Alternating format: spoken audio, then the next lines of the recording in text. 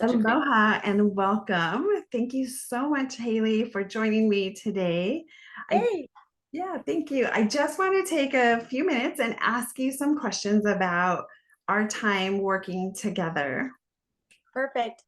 Okay, so my first question is, why did you decide to work with me? What were some of the biggest challenges you were feeling at the time, and what were you wanting assistance with? So in 2021, my daughter was stillborn and my daughter Hayden, and I was scrolling on the internet on Pinterest of all places, looking just for God knows what. And you popped up, and it was right immediately after. And I had never heard of a womb healer before. I was like, what is this? What does that even mean? And I remember pinning you and then not thinking anything of it. And probably about 7 months later, I went back onto Pinterest, probably looking for something unrelated. And I just saw all of these posts from you. And it was just so bizarre because I was like, I feel like I've seen this before. It felt like deja vu. And I had you pinned. And I was like, there's a reason I just keep seeing all of this. And so I booked a consultation call, and I was really looking for help to handle the death of my daughter. My world had been turned upside down. I was like, this all happened in my womb. I was like, so maybe she can help me. I had saw that you were also a lost mom on your site and kind of dove in.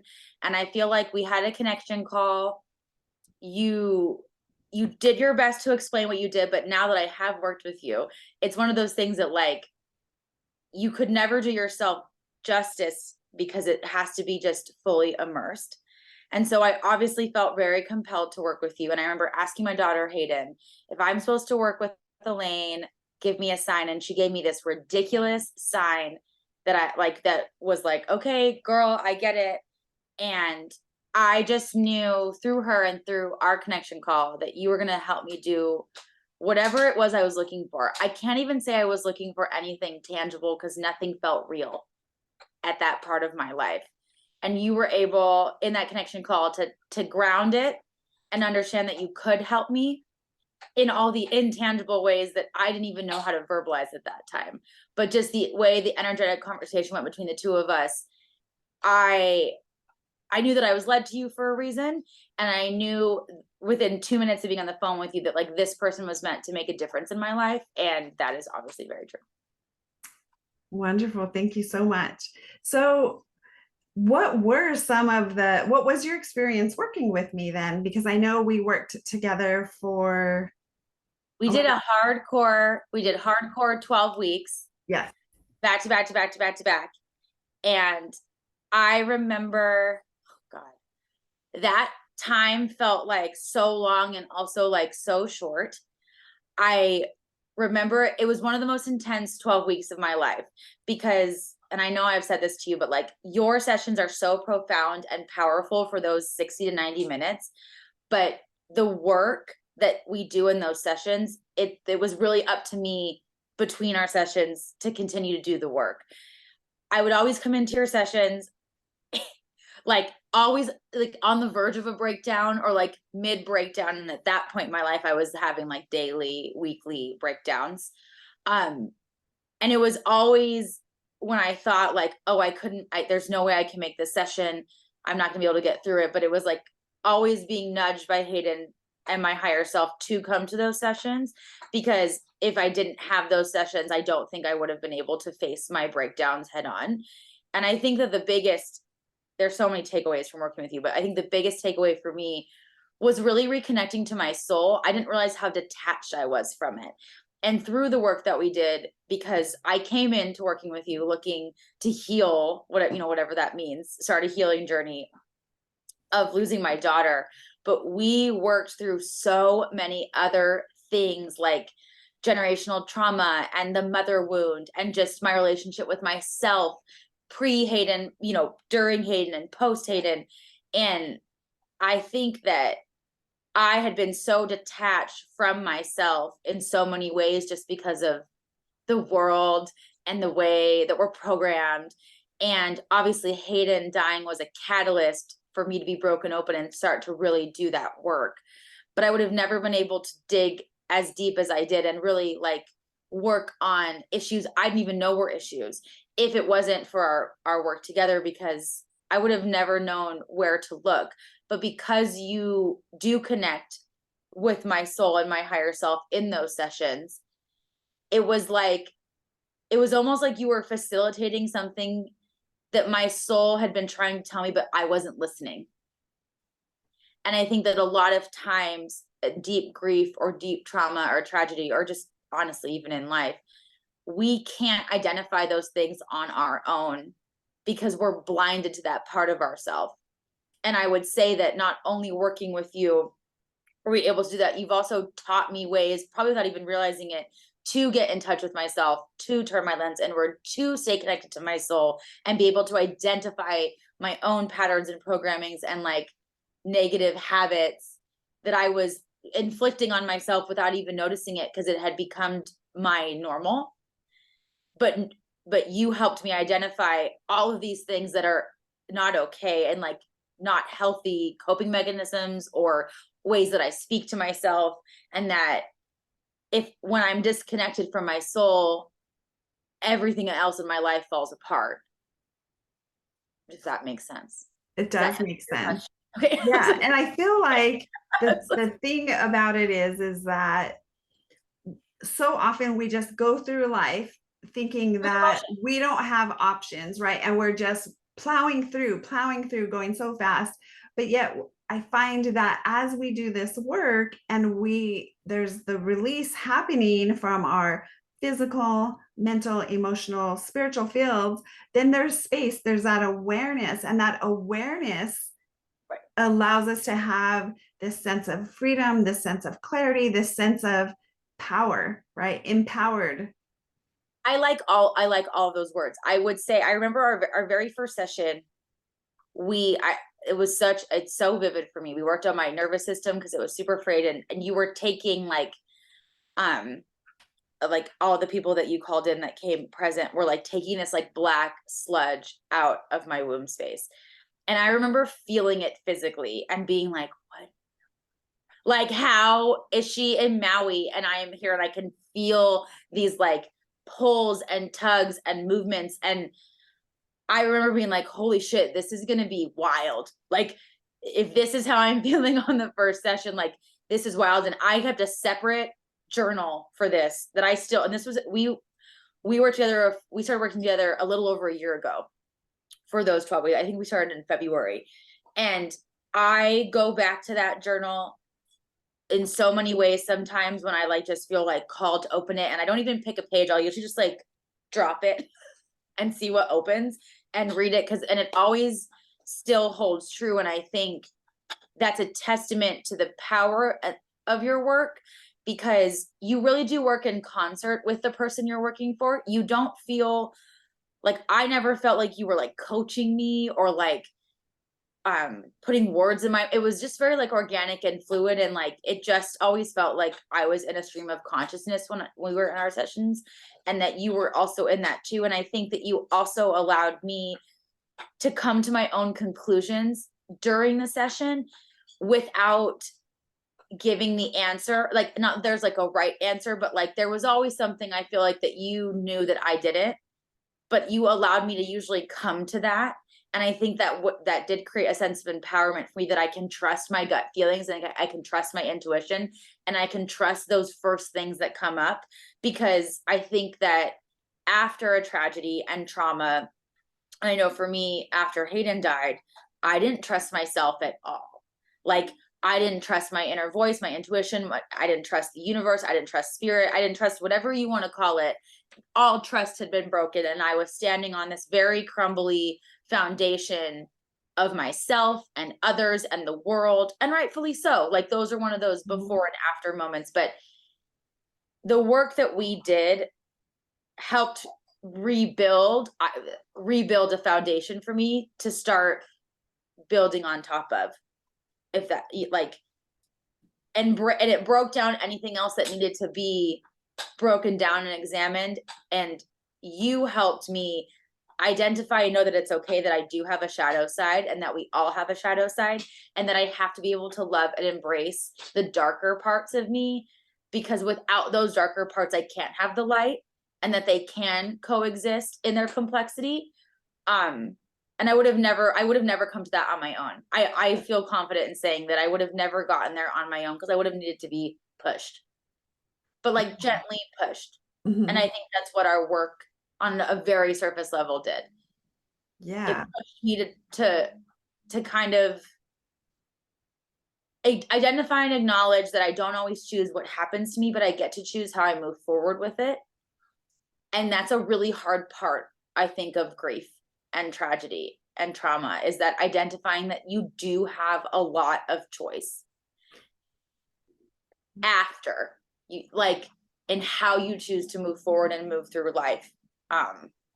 You don't always choose what happens to you, I obviously, but you can choose how you look at it and move. exactly.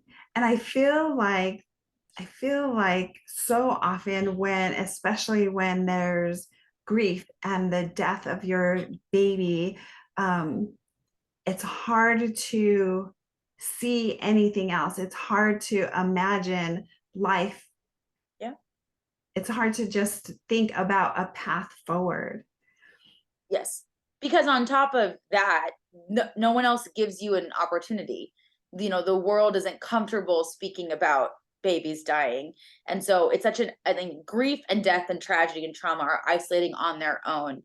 But I really do feel, and this obviously because of my own experience, that if babies die, that isolation gets even smaller. Like, you feel so alone, and you don't and then you also feel alone within your own body, because you're so disconnected, and the trauma that comes from all of that, and the trauma that moves forward with it, because in the event you ever do want to try again, or you are looking to take a different path, you're putting yourself right back into trauma. It's one of the only things that you choose to put yourself back into. Right, Whereas most trauma and tragedy, it's like you don't ever have to go back to it. right, But if you are looking to still family plan or move forward, you have to jump right back into all of that mess and that darkness. And so you really do carry it differently right, than you do other death, I think. right. And Because you so the voluntarily jump back in, like, right, more often than not. exactly. And so the work that we do together kind of helps just clear the path so you feel more connected to yourself. You have more inner strength. You have more, I don't know, what else would you say? So that I mean, kind I of would, leads me, sorry, that kind of leads me to my next question also about what are the impacts? How has this impacted your life, our work together? I think, if that's such a big question. I would say the impact our work together has been very profound, and very big for me. I, you know, I think as a woman in today's world, we are really meant to fit into small boxes and to stay small and not take up space.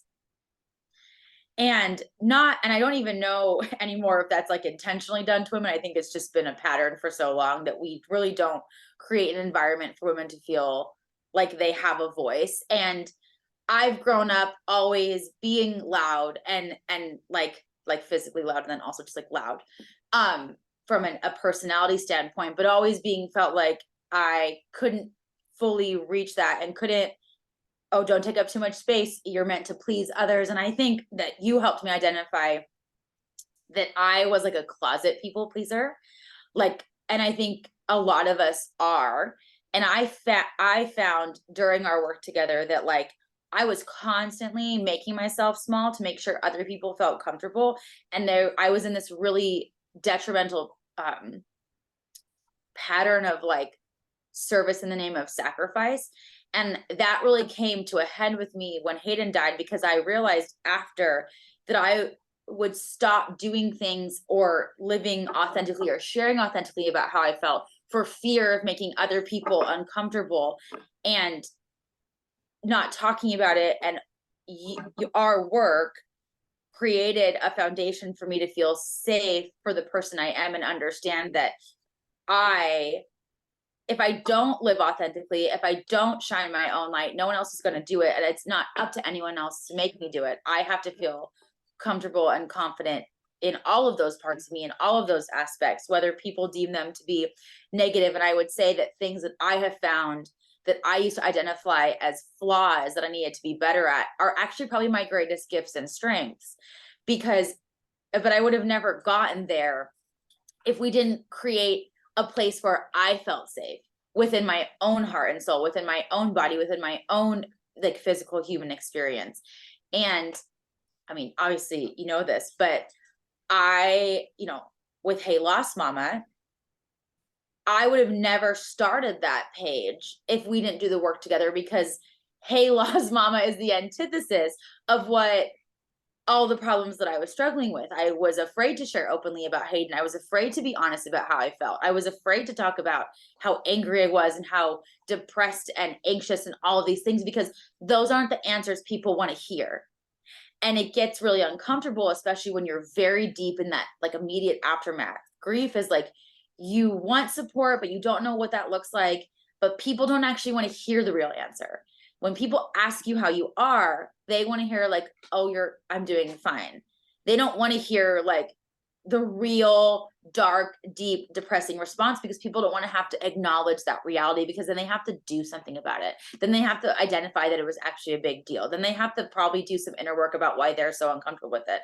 And that level of accountability doesn't exist in humanity right now without a little bit of force, and it ruins relationships. And so to be able to feel safe within my own self is the biggest impact you've had, because that has created trajectories of my life that I would have never even entertained if I wasn't able to create that foundation of feeling safe with you to live authentically without feeling judgment or shame from other people, and helping me to identify that all of those years that I felt responsible for other people's emotions and the way that their behavior and the way that they handled things actually probably has nothing to do with me. It really has something to do about them, especially if I'm living from a place of integrity, and just like, obviously, if I'm being rude to someone, their behavior is going to be a reflection of me being rude. But if I'm living from a place of and sharing from a place of like my heart and my integrity and my soul, if people are uncomfortable with that, I no longer feel responsible for those emotions, their behavior. It's not my responsible to manage or mitigate. And I think that has been so powerful for me, because that's been something that has gone in every aspect of my life. And I didn't come to you looking, to not be a people pleaser anymore. That was just something that I probably refused to identify within myself, and then also refused to ever deal with, because from whatever purview it was working for me, like I was able to rationalize in some really messed up way that like, well, I got this out of this, but those kind of transactions weren't healthy. And I saw those patterns start to play out in all aspects of my life with multiple people and multiple things. And, that was a gift from our work together. Yeah, thank you so much for sharing that. And I feel like that is the way that the results of our work, right? Oh, for sure. Because we start with the womb, but it's not just the womb. Our womb is who we are. Our womb is what we can create. And I feel like you really touched on the creating safety part, because that is just so core to the work that we did together, the work that I do. And so thank you so much for sharing about that. Because if you don't feel safe, you can't do anything else. And you helped me identify that I didn't feel safe. And it wasn't just because Hayden died. It was because of so many other events and things strung together that I would have never put together on my own, because I wasn't open to thinking about it that way. And I think that your work, even at the most surface level, gives the person you're working with an opportunity to open up their mind and heart and soul to seeing things differently. And sometimes it's hard to see things differently, because that requires an entire perspective shift. And it's not something that I would say that we did in one session and it was like a light switch and it turned on. That was weeks of work. And that was weeks and hours and time of me doing my work outside of it. Because I think that, like therapy, like that's a very broad statement, like people go see a therapist every week for 1 hour and they talk about whatever they need to talk about, but then they don't do anything else. and they wonder why they're not seeing their own growth. But you have to do the work, and you provide all of the tools for people to do the work outside of their sessions. And I couldn't imagine that the people that work with you don't do the work, but I can't, I think that you just give people an opportunity to see things differently. You give them all the tools, you walk with them through it, but you also allow them to have autonomy in what that looks like. And I think that's really important, because I think that's why it doesn't feel like an imbalanced relationship. It feels like we are doing it together, and you're walking with that person. Like, I felt like you were helping me get there, but not forcing me to get there, and not putting a timeline on it, and knowing that I will get there, but I have to get there in my own way. Yes, exactly. And that helps with the safety part, because you can't feel safe within yourself if the surroundings don't feel safe. Right. Yeah. Yeah. Thank you so much for sharing all of that. One other question kind of related to that because of thinking about just the work as like a broader spectrum of work. So speaking a little more specifically of like, can you share a little bit about like where you were with anxiety before we started working together to after, where you were with some of the other kind of emotional aspects? I would say when I started working with you, I was very, very emotionally raw and very reactive. Like, everything felt like a personal attack. Everything felt like a trigger. Everything felt, I could never gather my bearings. I felt, frazzled, I think is probably a really good word, but like, on like an infinite scale. And you helped me to be able to identify that all of those are valid. Nothing is wrong with feeling that way, but it's absolutely my responsibility to manage them. And that when I get triggered by something, when I was reactive, instead of lashing out, and we all do it, it's part of human nature, you know, but that instead of making it about that person, maybe like turning my lens around and saying, why am I feeling this way? What needs to be healed here? What needs a little bit more attention? And because you kind of, I think, taught me without teaching me like that, that there's so much that I do have control over as it pertains to me.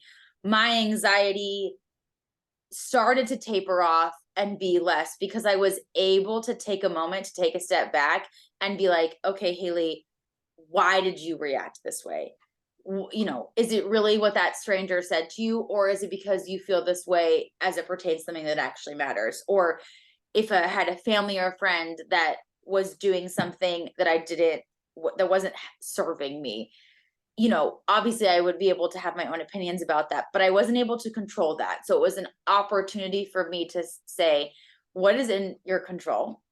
What can we do to help this? And you helped me be okay with putting up boundaries. And the boundary thing for me helps taper off all of those emotions that were very heightened and very raw, because it empowered me to realize that I am in control of how I spend my time and my energy, and who I give it to and who I don't. And with that being said, that's a very hard thing to do if you like thought you had boundaries but you actually never did. Like, to create boundaries around the way that you feel and be able to share that with other people, even if they're close to you, is probably the only reason I'm not still like an emotional shit show 24/7. Like, I was so highly reactive and emotional for all the right reasons, but I had no idea how to like move through them. And I had no idea how to sit in them. I have spent my entire life, like so many of us, suppressing them because they were too big to sit with. And all of that really came out when Hayden died, that like I had all these big emotions, but I didn't know how to actually cope with them. I had been suppressing them for so long. So more things came up when we started working together that were, just layered for years and years and years. But because you gave me the tools to understand that I can feel empowered to make decisions that serve me over someone else. And it wasn't like in a selfish way. It was like our work together taught me that I'm allowed to love myself first. And that was something that I don't think I ever have done before. And so, because I was able to tend to my own wants and needs and feelings and emotions, I was able to identify how much of my behavior was 100% on me and not on someone else. That doesn't mean that someone wasn't being rude, disrespectful, but like I have no control over how they operate in the world, but I do have control on how much I let that impact me. And that's obviously easier said than done. I feel like that's a very lifelong journey that, is going to come. But every time now, a year later, that I feel triggered by something or something happens, I actively try to take a step back and say, what's happening here with me? And that helps me kind of regulate my own emotions and how I'm feeling about things. And I would have never gotten there if we didn't identify that those were massive issues for me. Like the suppressing of the emotions carried on into every aspect of my life. You helped me find my voice in a time when I thought I lost it. Yes, thank you so much. That's so beautiful. And thank you for sharing all of that. It's just, it just really makes my heart so happy and so grateful to be able to help in that way. Okay, so next question is, how did during our sessions, how did connecting with Hayden and Baby Love help you during our sessions? Oh man. So, you're a lost parent, so you understand, but like when your baby dies, you lose a future. You lose things that are so intangible that they really don't understand unless they've been through it. And I had always been like, for most of my adult life, like a very spiritual person. I believe in souls and like the other realm and how it's such a thin veil and that they're very present. But I was having a really hard time seeing that part of it with Hayden, and she would always be so present in our sessions. And I always knew that she was present in my life because I really always did feel her. But our work together and having her come through, Hayden specifically, was always very like reassuring and helped me really trust the process, because it was like, if my daughter, who I feel very connected to, is willing to be here, then there's something very intense happening. And she, I think, was instrumental in guiding my soul to feeling comfortable with working with you and feeling like I'm just going to meet this stranger on a Zoom call and then I'm just going to do this really intense deep work. But having her present made me just feel comfortable and safe. And I think that because she was safe, she felt safe enough to be there with you, that it just kind of really enhanced the experience for me. And because I'm so big on connecting with her and having her soul be a part of my life and having my relationship with her continue, even though it's not within this physical realm as the world would deem it to be appropriate, that I think really just heightened everything that we did in our sessions. Because when I would do the work on my own outside of our session, she was present there, and it was almost like I felt like between the two of you, I was being guided to a positive place. And then, when Baby Love was kind of introduced, it was one of those things that, you can have these gut feelings and these feelings of intuition, you can trust them. Obviously Baby Love didn't live, and that's a whole other kind of worms that we're still working through. But I think that just knowing that like souls that I feel connected to, feeling safe enough to come through in our sessions, yeah, I mean, I guess enhance would be the best way to put it, and just created a bigger safety net, because I felt supported in more ways than one, which I think helped my soul and me as just a human feel more comfortable openly, and not feeling like I was going to be judged, because it was a safe space and I had that support around me. Yeah, beautiful. Thank you so much. Okay, and then let's say the next question is, What would you tell someone that is considering working with me? Oh my gosh. I would tell someone, and I know I've told boss mamas, um, that working with you is a journey that you have to be willing to take. Um, and I mean that in a way of like, if you're not open to doing the work with you, it's going to be a disservice to both parties involved.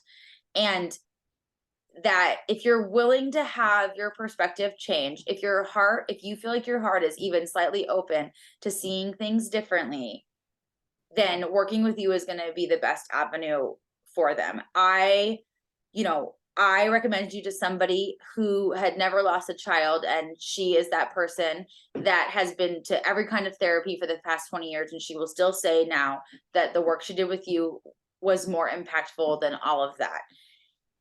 If someone is willing and open and ready to do deeper level soul work that goes beyond the surface level of just the human physical experience, you are the person that is going to help them walk that path.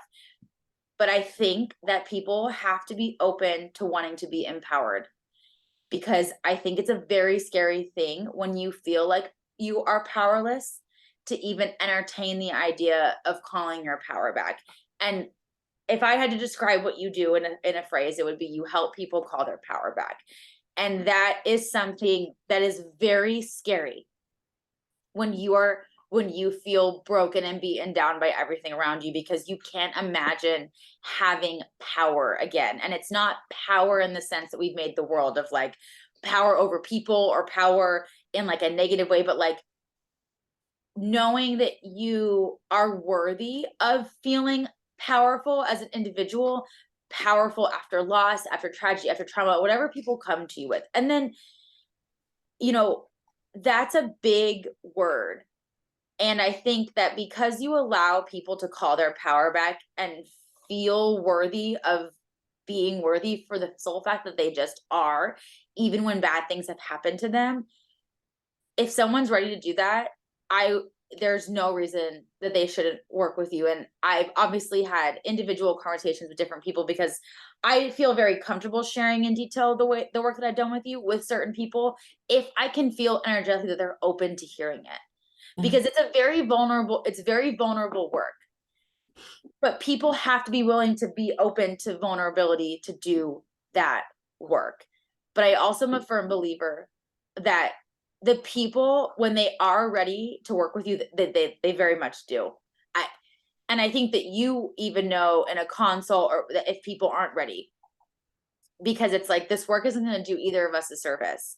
Like, because your work changes lives, your work has an impact on people, and your work is of service to others, but it's only of service to others if they're willing to be open to that.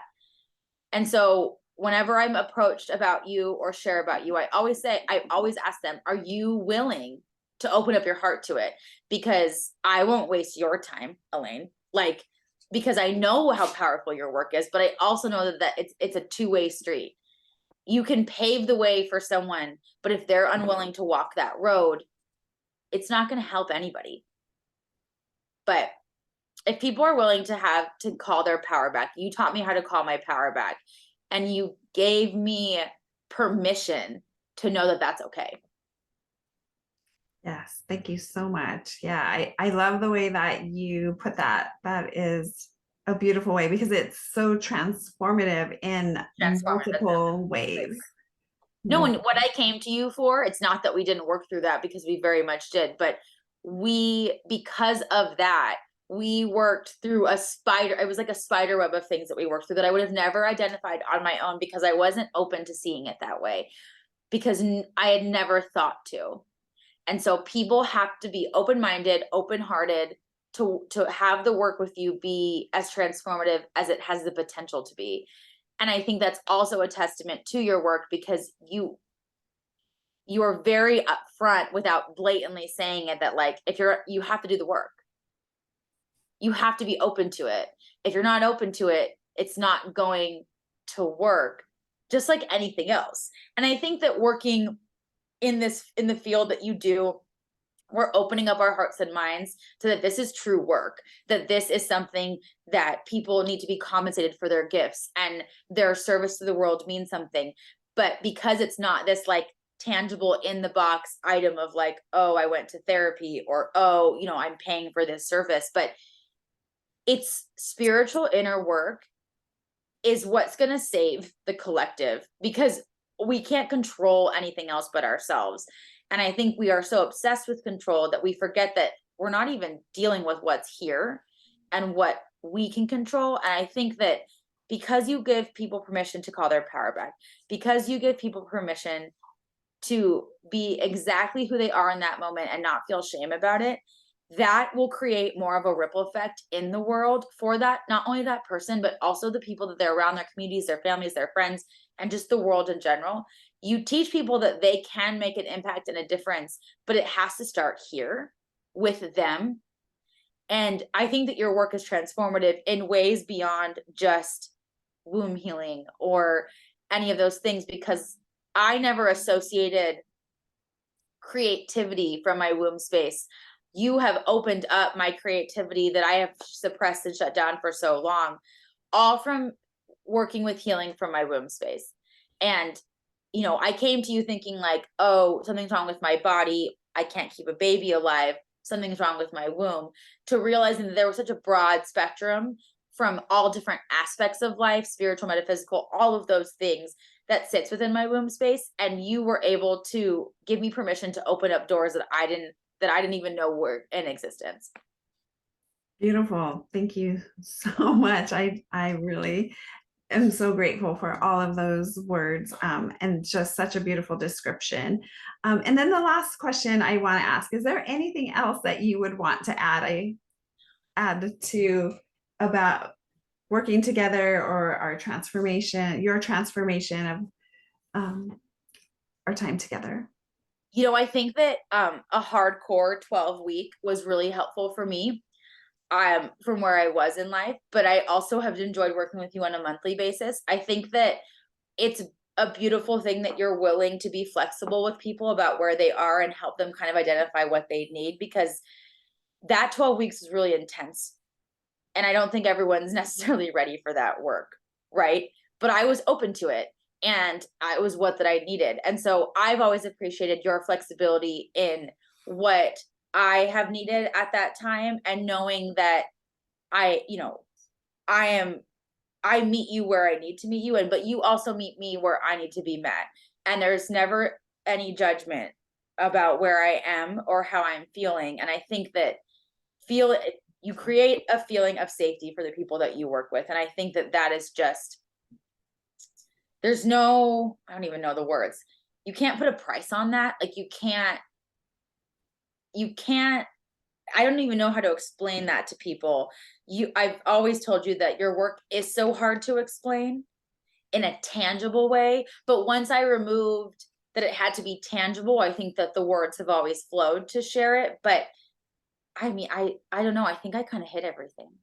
Yeah, thank you so much. Yeah, I appreciate all of your kind words. And again, I'm so grateful to have been part of your journey. And I love seeing everything that you're doing with Hey Lost Mama. And it just thinking about the impact that you're making in the world, is just so beautiful. So thank you for all of your work But in that's that as but well. our work is such an integral part of all of that. You know, that's so much part of the foundation of me being able to even give myself permission to do that. Yeah, and there's always so much more when we reconnect to our Oh yeah, innate it's a divinity, lifelong right? thing. It It's is. a lifelong It journey. really is. All right. Well, thank you so much again. I'm so grateful Of for course, your time, and I hope you have a good day. I do. Thanks, Elaine.